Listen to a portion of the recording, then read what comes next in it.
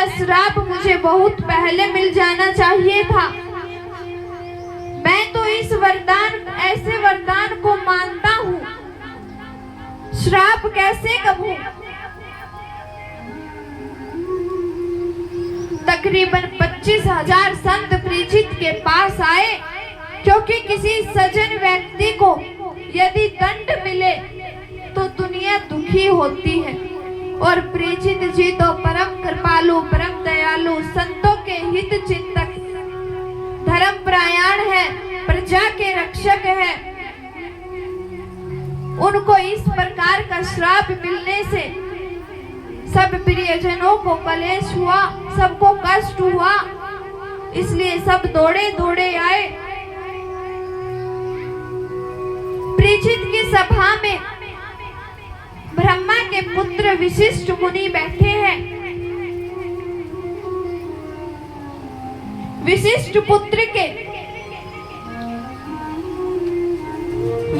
मुनि के पुत्र शक्ति तो रहे नहीं, शक्ति के पुत्र पराशर मुनि बैठे हैं।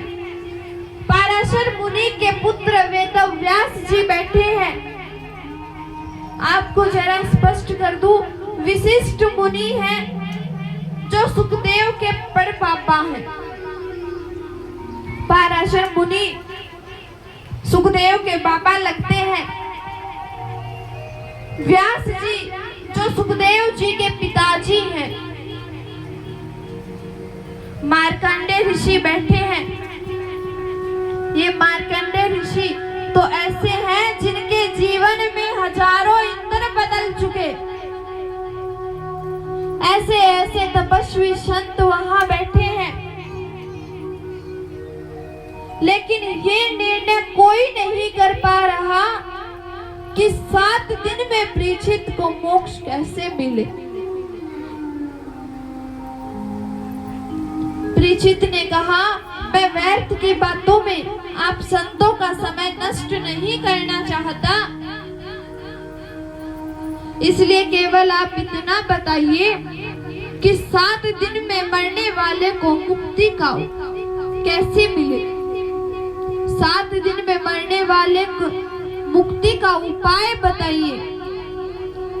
कोई निर्णय नहीं कर पाया, न वशिष्ठ जी, न वेदव्यास जी, न पराशर, न कण्व जी, न दुर्वासा जी, न भृगु जी, न अंगिरा जी, न वामदेव जी।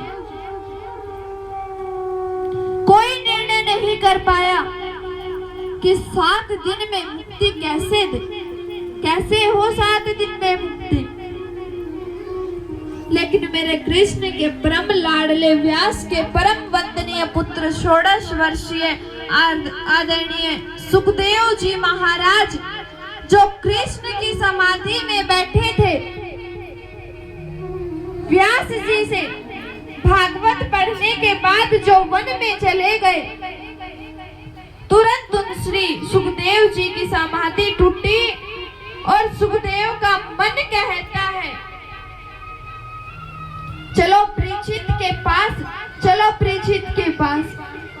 सुखदेव जी महाराज बोले, चलो अब तो चलते हैं। सुखदेव जी महाराज चले। 4 अंगुल की लंगोटी के अलावा जिनके शरीर पर कोई वस्त्र नहीं, लंबी भुजाएं, 16 वर्ष परम सुंदर, नीलमणि जैसा चमकता जिनका चेहरा, ऐसे श्री सुखदेव जी का आगमन हुआ।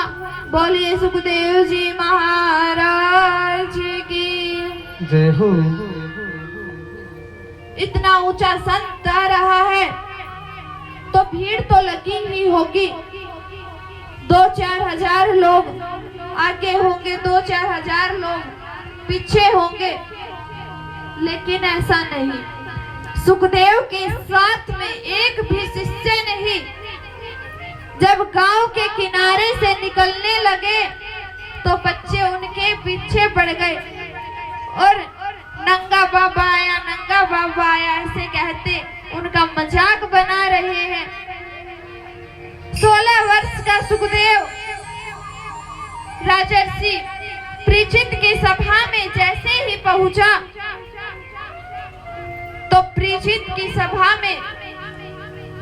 सुखदेव के पिताजी, सुखदेव के पापा पाराशर बाबा और भी सब लंबी लंबी उम्र वाले संत हैं, वो सब 16 वर्ष के सुखदेव को देखकर खड़े हुए। सुखदेव जी परीक्षित जी से बोले, समझो मुक्ति तुम्हें मिल गई। राजा परीक्षित के हर्ष की सीमा नहीं रही, सुखदेव के चरणों में गिर पड़े। आपको सुखदेव जी का एक और परिचय दूं। सुखदेव जी का कोई आश्रम नहीं है, सुखदेव जी के पास